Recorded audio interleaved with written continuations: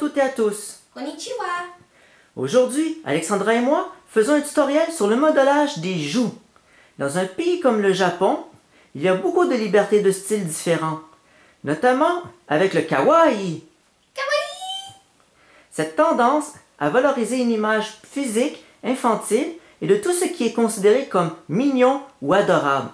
Cependant, ceci pose certains problèmes, comme une forte tendance à exploiter l'image des jeunes femmes pour vendre à peu près tout et n'importe quoi au Japon. Plusieurs de ces jeunes femmes finissent par développer des troubles relationnels multiples et ne plus être capables de s'accepter soi-même. Certaines vont même se faire poser de petits ajouts temporaires ou permanents sur leurs dents et plus précisément les canines appelées tsuke yaba. Pour les faire paraître plus régulières, en forme de croc, plus de travers, ou encore elles vont réellement se les faire tordre chez un dentiste, car elles associent une dentition imparfaite à celle plus jeune d'une enfant, ce qui se veut plus mignon au Japon. Cette tendance appelée yeba veut donner l'impression que les molaires se pressent contre les canines et les poussent en avant. Il peut arriver que ces jeunes femmes acceptent certaines formes d'exploitation en raison de la place de second ordre qu'elles peuvent occuper au regard des hommes dans une société comme celle du Japon, où même les adoptions en 2015 y ont été de 98% pour des garçons et que de 2% pour des filles. En Corée du Sud, la situation n'est pas mieux. Cette mode kawaii suscite de plus en plus un grand engouement chez les jeunes femmes pour avoir le visage en forme de cœur.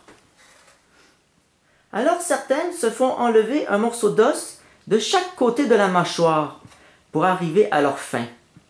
Bien que je ne recommande pas le remodelage chirurgical du visage, on peut très bien appliquer son fard à joues de façon différente, selon la forme de notre visage et ainsi en tirer les meilleurs bénéfices selon nos préférences. De toute façon, notre forme de visage ne doit pas empêcher la façon dont on veut appliquer notre fard à joues. C'est à nous de juger comment on l'apprécie à travers nos propres essais. Cependant, si vous voulez avoir un air naturellement rosé pour vos joues, je recommande tout simplement d'appliquer votre fard sur les rondeurs de vos pommettes qui sont plus visibles quand on sourit. On devrait toujours faire attention de commencer avec une petite quantité et en rajouter au besoin. Autrement, on risque d'en mettre trop et d'avoir à recommencer. Néanmoins, on a plus tendance à appliquer notre fard à joues en partant de vers la base de nos cheveux, au milieu de l'os de nos joues et en descendant en faisant des cercles sur les pommettes jusqu'au milieu de celles-ci. Pour ce faire, on peut prendre un pinceau semblable au numéro 8 de NYX, avec lequel on recueille du fard à joues comme le True Match de L'Oréal Paris C12 Bourgeon, avant de l'appliquer et de l'estomper.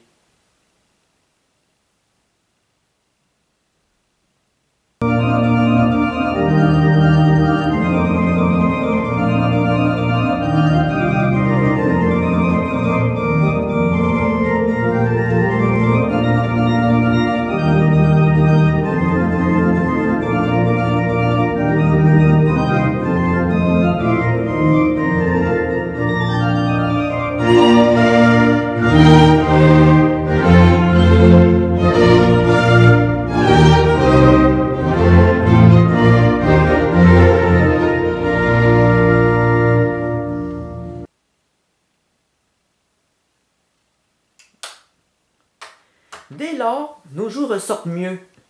Par contre, pour celles qui veulent les accentuer ou les affiner davantage avec leur maquillage, à ce moment, avant d'appliquer le fard précédent sur ces pommettes, on peut se servir d'un fard comme le HDB12 Douceur de NYX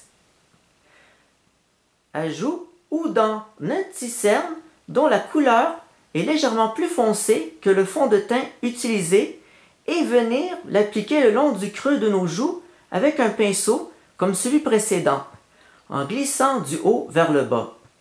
Pour trouver plus facilement ce creux, on peut mimer un bisou avec notre bouche.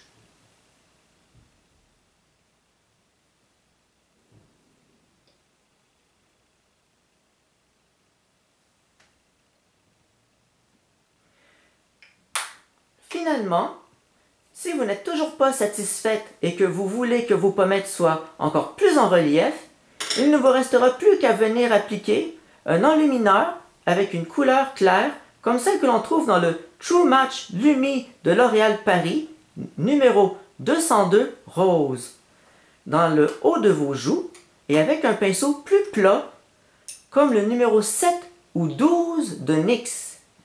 L'effet sera subtil sans être trop brillant.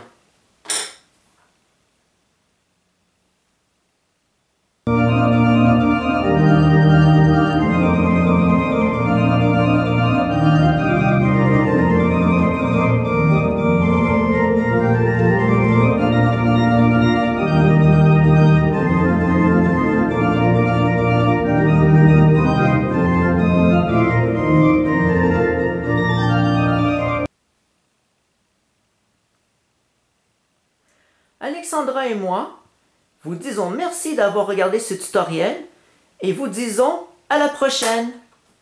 ありがとうございました。